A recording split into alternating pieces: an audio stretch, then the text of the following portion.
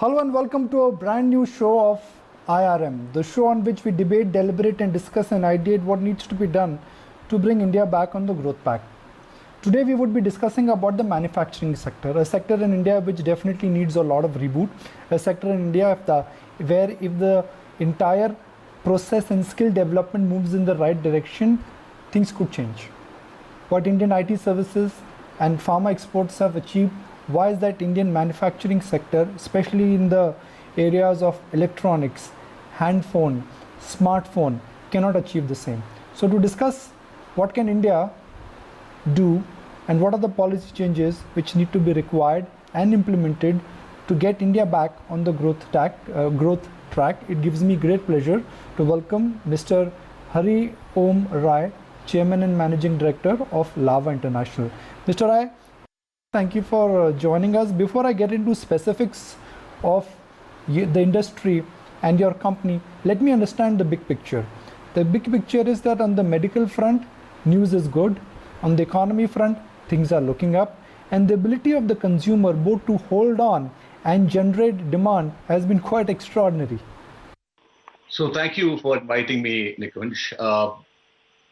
I think we are standing at the most opportune moment in the history of the last 300, 400 years. And why I'm saying what I'm saying is because, we see that there's going to be a changing world order, the way the world order has been changing as China is growing technologically and financially, and US is at the verge of almost like coming down. So there's going to be a geopolitical conflict is going to go to a very different level altogether. And it's not just versus, China versus US. It is many countries together versus China. And this is part one. And part two is, as China has been producing consistently for last many years, and because of that manufacturing for the world, China has been growing in terms of per capita jobs, etc. So therefore, the cost of manufacturing in China is also going up.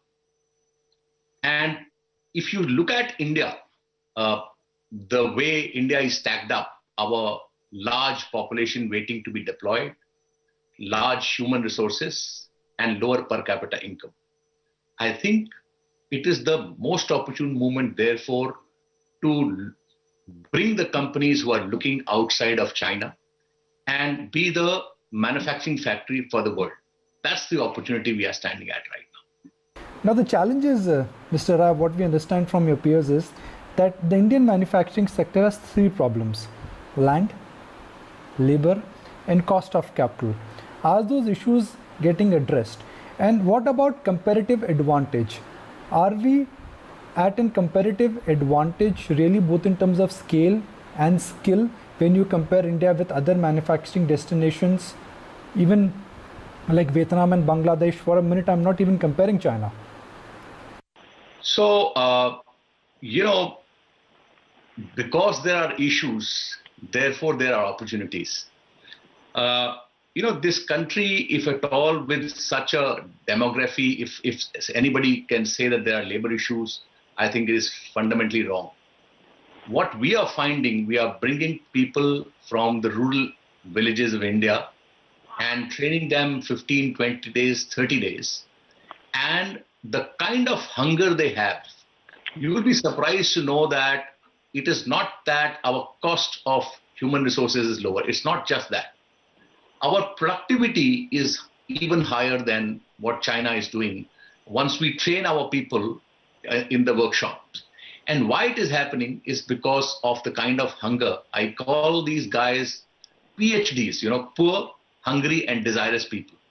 So, while people can talk about challenges, but challenges are more within, into the entrepreneurs, and into the leaders of the country. But generally, the nature has given us everything what nature could give, and therefore we were once the dominant force of the world. And there's an opportunity to bring India to the same level in time to come in the next 30 years. Now, if you look at India's success story, Mr. Rai, it's not that India has not been successful. We've got world-class IT services company. We have a huge edge in terms of pharma exports. So India's basic advantage is IT and pharmaceutical. But in the manufacturing space, do you think we lack the mindset and we lack the skill? Because for a entire process to start, not only you require government policy and a conducive framework, you also need ability, skill, and the mindset. No, I think it's very important for me to clarify. Manufacturing is the lowest level of skills. So agriculture and manufacturing require the lowest level of skills. Services, in fact, is a much higher level of skill as compared to manufacturing. But what happens generally, it is a matter of winner takes all. For manufacturing, you need three things: the design, the supply chain, and also the manufacturing ecosystem. And generally, it is done by the governments. As the governments are evolved, they look for the global manufacturers to produce in their countries. They give certain incentives, and because of that, they are able to take a large part of manufacturing to their country. And because the principles of the ecosystems and winner takes all, that has gone to China. Prior to China, it went to Taiwan, and prior to that, it went to Korea, and before that, to Japan. So I think it is the time for manufacturing to move out of China. There is no doubt about it. And it is not that we have a DNA defect and we can't do manufacturing. It is that we have to just rise on the occasion, and that's what we can see in our sector coming up. We are manufacturing just 339. We have manufactured about, we are number 2 now in the world in the mobile phone manufacturing. But from here, we want to go to a number 1 position. It's absolutely everything is in our favor, and our guys are much more productive. So it's absolutely a myth when we say that we don't suit for manufacturing. It's just that we have not focused enough into it. We have not shown the desired leadership till now, which I think is going to happen. But what has gone wrong in the past? For example, if you look at textile exports, India had an edge, but we've lost out completely to Vietnam and China. So do you think for exports or manufacturing exports to better from India, we need government support, duty subventions, and that is the only way how manufacturing sector initially will pick up? No, actually, as I've told you, it's all about finally who the 6 forces of our country. 6 forces means the politicians, the bureaucrats, the entrepreneurs, the professionals, the media, and the judiciary. Put together, each one of us has not shown the right leadership to actually take the India to next level. India has the best demographics in the world. It is, most suitably located also as compared to other parts what you're talking about. When it is just that we have to get up and take the leadership position. And if how the manufacturing happens finally, if we understand the entire economy, why China is able to subsidize, because let me just explain to you how it happens. So for example, you take a family of 4 people. If you deploy one guy, you have only one job and you can give a job of 50,000 rupees, example. Now, because you have 4 people in a family, if there is a possibility to deploy all 4 and give them, 25,000 rupees, let's say, So if the government comes and subsidize that, and let's say by 20% or 30%, the 50,000 rupees cost, the entire labor gets productive. So that's how the governments have made their countries productive, made their GDP growing, and also the tax base growing. So because the competition is not in companies, the competition is within countries first for the global, exports, etc. And therefore, it is just the government's job to ensure that they are able to be profound enough to look at the environment, to look at how the business is being done by the other countries. Actually, the biggest company of a country is the government. So that's what I think is required. And I think if we go to that level, we definitely will beat most of the country out in the game of exports as well. In the past also, it's not that government has not shown interest in booting up or rebooting the manufacturing sector. It's been done. Made in India was a very powerful campaign from the same administration in the first term. but nothing really picked up. Despite global roadshows, despite promise of opening up the defense sector, we've not seen any conducive or constructive move. Actually, absolutely you're right. Atmanirbhar Bharat is again, because people, it's, when we see the countries next door neighbor coming in and, trying to, wage a war against us, it's a clarion call to say that let's be Atmanirbhar. However, there is an opportunity today which now the government is also understanding and realizing that the way geopolitical situation is now emerging in the world, it is the time for us to not only be Atmanirbhar, but also to take our fair share from the global market and in the bargain become Atmanirbhar. So, of course, that's the opportunity we are sitting at. I don't see, because the timing, probably the Make in India, at the Make in India time, it was just the beginning for us. Now it is the Make in India thing to take it to the next level. And therefore, probably, it is being said in this manner. Let's talk about a space and a pocket which is growing, the electronics market, especially the handphone and the smartphone market. We import almost all our smartphones in all categories. Do you see that changing? Do you see that changing on the domestic front, which is for phones made in India for India and phone made in India for the world? Yeah. So we have taken the PMP as a roadmap and the phased manufacturing program. Through that phased manufacturing program, we have started manufacturing the handsets first, and in a step-by-step manner, we've started manufacturing the parts, and now we want to go in and manufacture the components also. So how it happens? You need a very large manufacturing base to place the component industry into the country. Somehow, erroneously, we have been feeling that our country is a very large market, whereas it is not, because we are just 3.2% of the global GDP. So if we consume even very close products to our heart, let's say mobile, we are just 4.5–5% of the global consumption of mobile which happens in India. So while in volume terms we are very large, but value terms we are very small.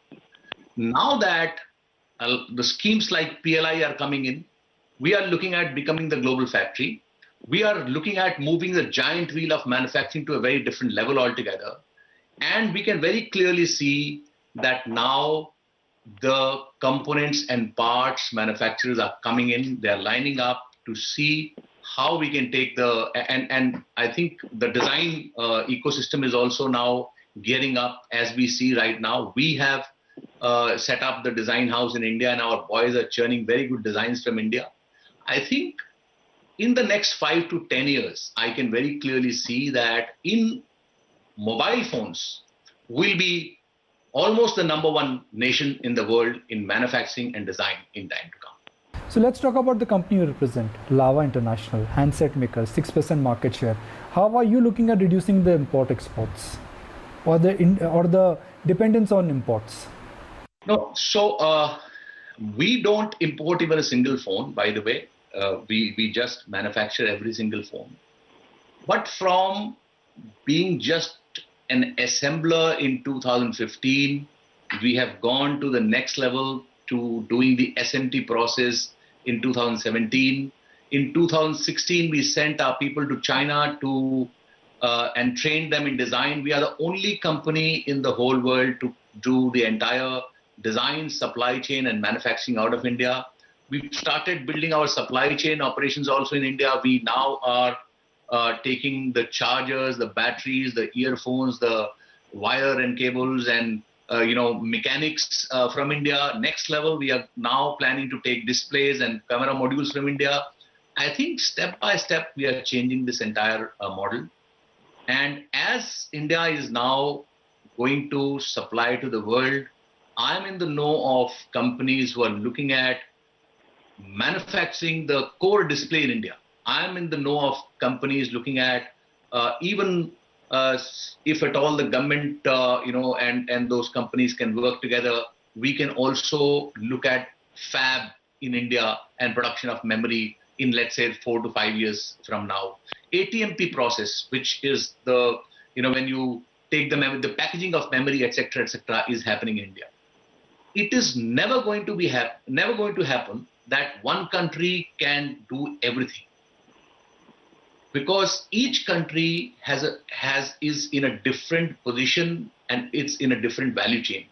For example, right now, anything which is going to be assembled, anything where we require labor, every single job must happen in countries like India, Bangladesh, Pakistan, etc. And rest, where it is capital, technology, etc., let it be supplied from the other countries. It is the process that let them do their bit where they are strong. We must do our bit where we are strong. If we try and take everything from everyone, that's not Vasudhaiva Kutumbakam. That's not going to happen. And, if we try to do that, we'll be beaten top, down, and center. If we try to compete in capital or if we try to compete in technology. But imagine about the manufacturing, assembly, that part of all the parts put together. If China need to subsidize its labor costs, they will start subsidizing. Maybe if they will give 10% subsidy on a 50,000 rupee labor cost, it still be 45,000 rupees. If 20% subsidy will be given, they will still charge 40,000 rupees as a job. Without being subsidies, we are at 12,000, 15,000 rupees. I think what we need to do is to look at scale.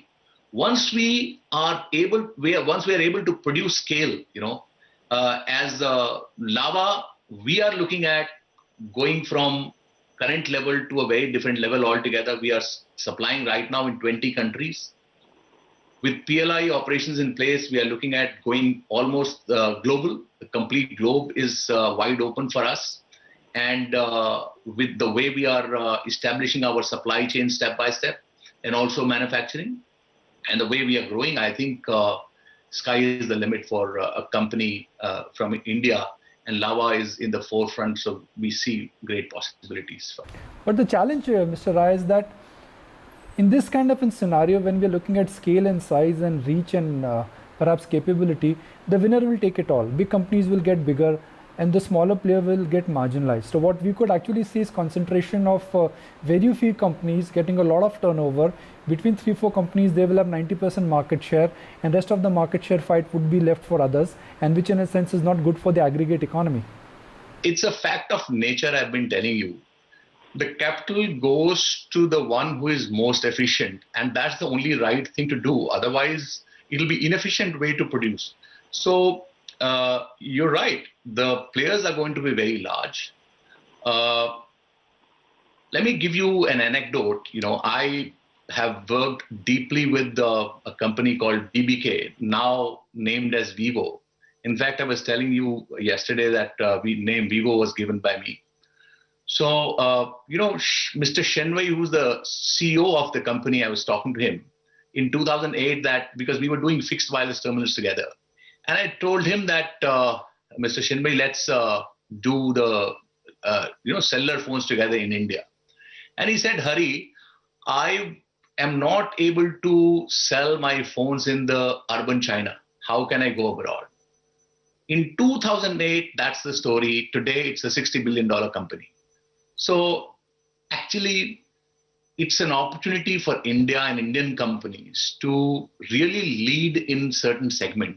And in my mind, less than $200 segment, which is 66% of the volume market and 25% of the value market, must belong to Indian companies. At least 2 Indian companies of $40-50 billion each can be produced from India. That's the opportunity for Indian companies. Now, whether we have required leadership and require determination to build our company's culture in a manner that we make such large companies purely depends upon us, and purely the time is going to tell the truth. But I have seen and I have noticed how Huawei has grown and to become a $110 billion company, how BBK has become a $60-70 billion company.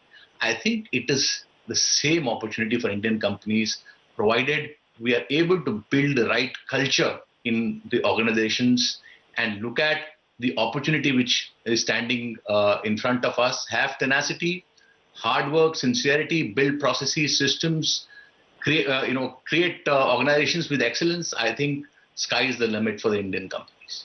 It's such a pleasure to have you on ET Now. Thank you for being part of IRM. Thank you very much.